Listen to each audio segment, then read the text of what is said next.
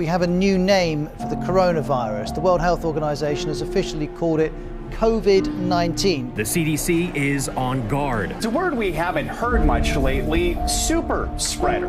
U.S. health officials are concerned this rapid spread could mimic the massive SARS outbreak of the early 2000s, which resulted in 774 deaths in 29 countries. More than 40,000 people have been infected. Dealing with this disease is a marathon, not a sprint. The situation will get worse before it gets better. If the virus turns out to be readily transmissible from human to human, then we'll have a much larger problem on our hands.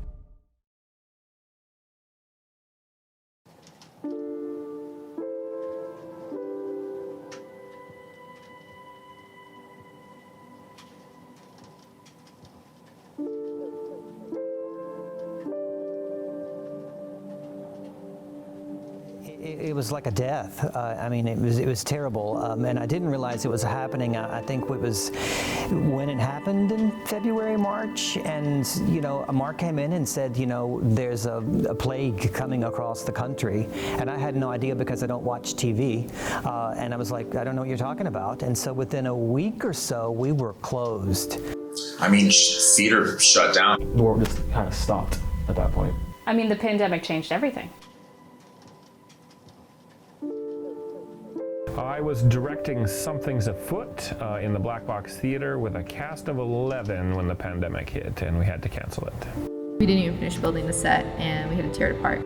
I was in a production, it's a musical known as Something's Afoot, when the pandemic hit. We had begun music rehearsals, and we were just about to start acting rehearsals. We were literally on our last music rehearsal when we got the news that we had to go into the COVID-19 shutdown.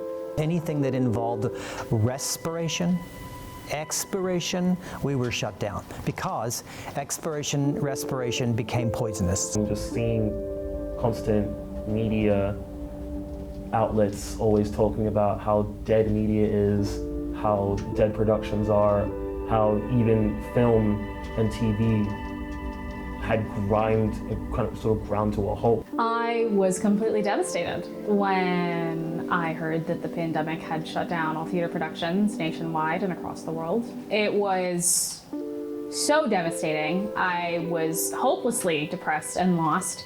And it was just super difficult. I have a mentor, I'll go ahead and say this, who said she preferred to call it a winter instead of a death. At first it wasn't too bad, but then weeks turned into months and months, and it was just, I felt like I was just stuck for a very long time.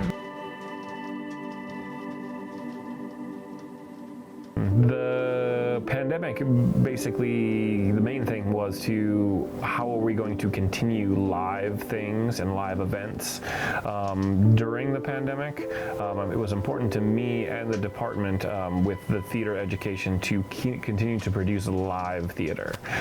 So the first hurdle was to try to figure out what was the best technology to do it. We settled on Zoom and then dealt with all of the Zoom related things in that regard.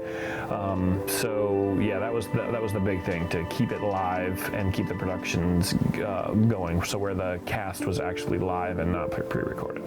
During the pandemic, in order for us to actually do productions, they had to be completely non-contact, people had to be separated into their own spaces, and the spaces had to be closed in. We couldn't have live audiences, so we had to learn how to stream, use OBS to be able to run sound and slides and stuff for transitions. When you act to a camera, it's different than when you're acting to an audience, right? And that was different, that was difficult. Wi-Fi alone, bro, could not. The live audience makes all the difference in the world. You can do anything you want into this infernal camera contraption and get no audience response back. So having a live audience means the world to education in live theater. I knew it had to be done because obviously health comes first in any case with just about everything, but it's difficult because especially with theater and being an actor on the stage when it's live, it it disrupts everything you do and changes it. So it was very tough, and we're still trying to get used to having things back to normal. It's not quite there yet, but hopefully it will very soon.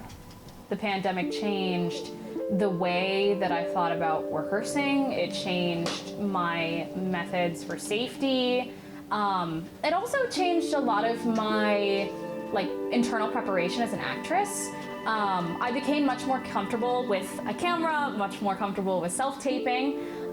There was an interview that I did pre-pandemic, and I can use this experience as an example, where I was in front of a camera and I was literally shaking. And at this point in time, I'm totally chill. Because I'm used to being in front of a camera now. I'm used to talking into a lens, singing into a lens, talking into my iPhone, which I'm grateful for that. The pandemic definitely strengthened my self-tape capabilities and has made me a more well-rounded actress, especially for the screen and not just the stage. When you're live, with live theater, you go to the rehearsals and you get ready and see everybody, and there's a certain amount of crunch there and to learn your lines, but with virtual theater, it kind of allows you to get a little bit lazy. So it's just kind of sitting there on a Zoom or whatever video format you're using and trying to learn lines. It kind of made me a bit more lazy, but luckily I was able to pull through. You can't feel the energy from the audience, and you have no connection. And live performance and live theater is all about that connection.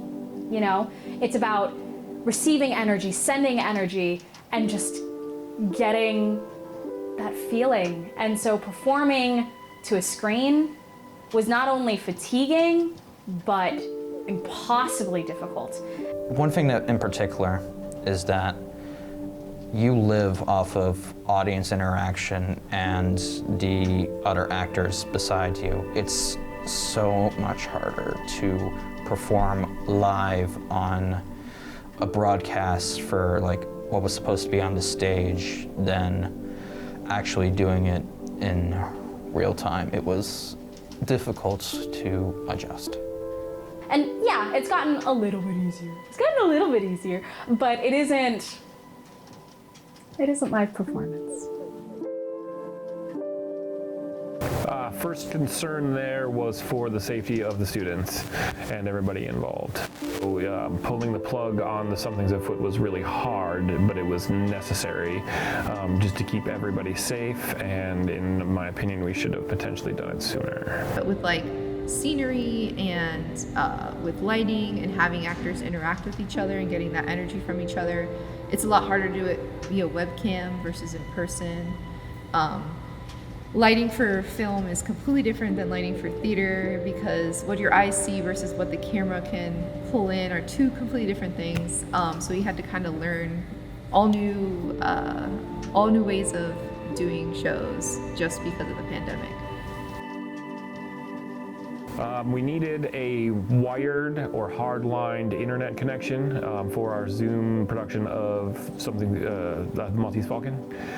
We needed to then reserve individual office spaces that were isolated and distanced from everybody else, so that we could have a reliable internet connection and then a socially distanced performance space. Because sometimes they would die and fall out of a chair, and then you just see their hands sneak up and click off. So it was interesting trying to work around those things. Here, give me the scissors from the desk, will ya? Everything that we do is collaboration, and it was Dan who suggested the safe sound pods, which were large sarcophagi with plexiglass, which would allow a singer to go in and take the mask off. Because again, in my business, you must see the mouth to be able to understand and get the whole full communication. That was the biggest thing that we were worried about, and in safety. So these pods were vented to the outside, and we had the Office of plague safety, come over and make sure that they were safe. And then we did this kind of music video thing where we went to the mariachi, and we had actors in costumes, and we were all safe distanced, and they could take off their mask, and we filmed them, and we did it in the performance theater as well.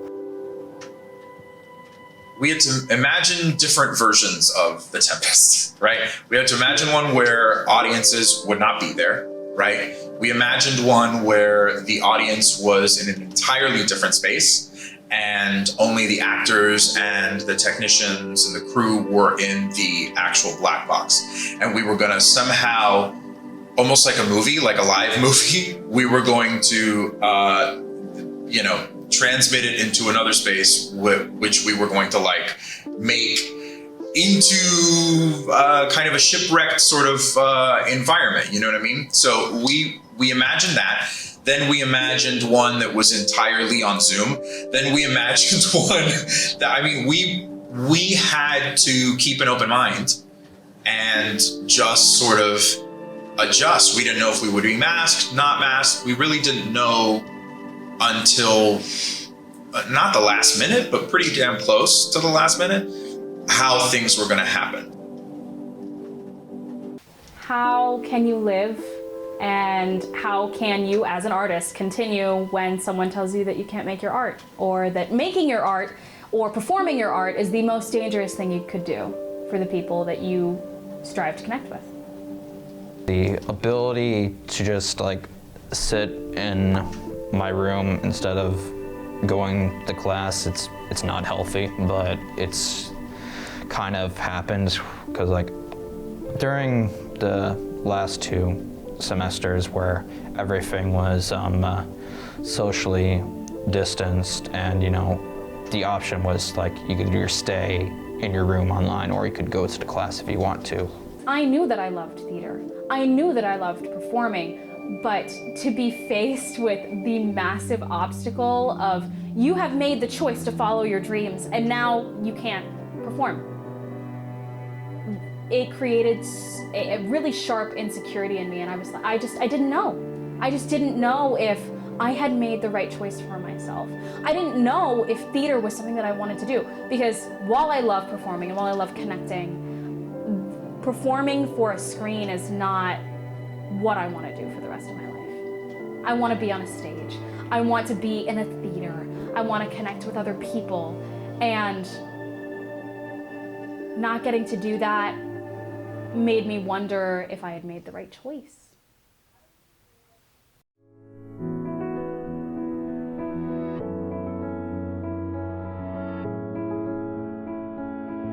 Quick pinch, okay? Hitting the new benchmark today, 50% of all Americans, half our country, is now fully vaccinated. This semester, we were lucky enough to do The Tempest in person, masked, and it was a really wonderful experience. And then I also participated in The Mayfly, which was also a live production this year. I think what everyone pulled off was, I don't know, I thought it was spectacular. When I got to The Tempest and I was listening to it for a designer run or something like that early on in the process, and I'm like, oh my gosh, I can sit here and not get tired. And they're talking Shakespeare and I don't understand them, and then I realized I'm just thrilled to be in the theater. It was the first time that I think I was even in a theater space watching something. I mean, I directed it, but still, I think, yeah, I'm proudest of The Tempest. But The Mayfly was next. And again, I was thrilled to be able to sit in the theater. By that point, we were a little bit more comfortable. I was a little uncomfortable in the black box because the audience was full. So I was a little nervous about that. But now that I have my booster shot, I'd go and do it again. It feels so good, it feels so good, it feels so good. Just feeling, it's all energy based with the with theater, and there's nothing quite like it because you could see things on the screen, but it's a different type of reaction because you could see audience members enjoying what they're seeing.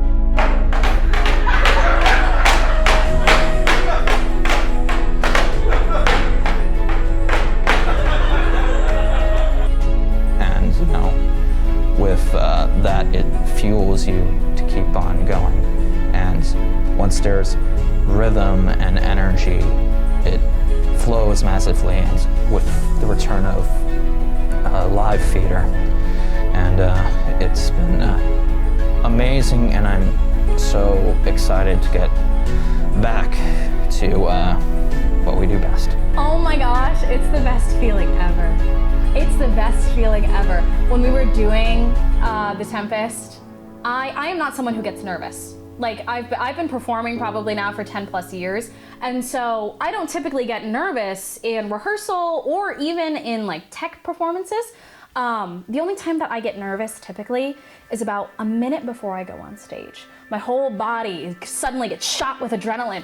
But when we were doing The Tempest, the second I heard the audience members in the house, it was like I had done cocaine. My body was shaking. Even now as I'm talking about it, like I'm starting to shake a little bit because it was so invigorating, and to hear the audience laughing and to just have that energy after so long and after dreaming about it for so long, it was just phenomenal. Hearing the just electricity, I keep using the word electricity, but hearing the electricity that you got from just everyone being in that room ready for something that was the revival of our times, the revival of our passions, the revival of our escape and collective ability. It was such an amazing feeling. Fucking fabulous. Yeah, fucking fabulous. Because we did it, and we didn't know if it was gonna happen. And it was such a, I think, a labor of love, and really fun, and also really challenging, and it felt like a triumph. So yeah, fucking fabulous.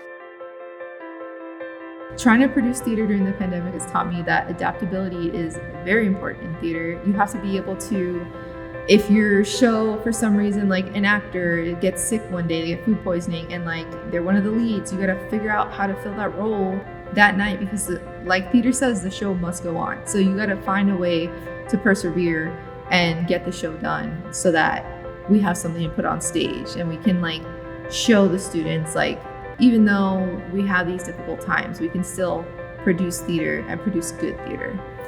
It taught me to have faith in my ability. It taught me to believe in myself when believing in myself was the most difficult thing I could have done. It taught me to trust my gut, and it taught me to follow my dreams and not to shrink away from the challenges that may come as I do chase my dreams. Accessibility was the most important thing we learned, but we learned 1,000 things. We learned 1,000 things. That was just one thing that I wish we could maintain, and then maybe we'll be able to figure that out after we get through this year, because we're hybrid right now. Everything is still hybrid, so still learning. Because theater can include a lot of other sort of, medias. It isn't just an actor in front of you. Do you know what I mean? So I think it's just allowed for theater to continue to expand beyond the traditional definition. It's kind of just like a chance to reflect on what's going on and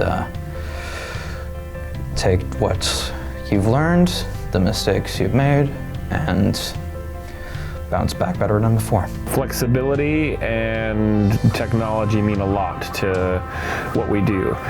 Being able to adapt on the fly to survive, I think, is key, and the pandemic definitely did show us what we were made out of to actually continue to do live events, even if it were on Zoom. Producing theater during the pandemic taught me, about the resiliency of the arts, that art will always imitate human life, and that no matter what, art will always overcome, and art and theater especially will adapt, because you can destroy, you can burn down every theater, but we will still act, we will still perform, and we will still sing.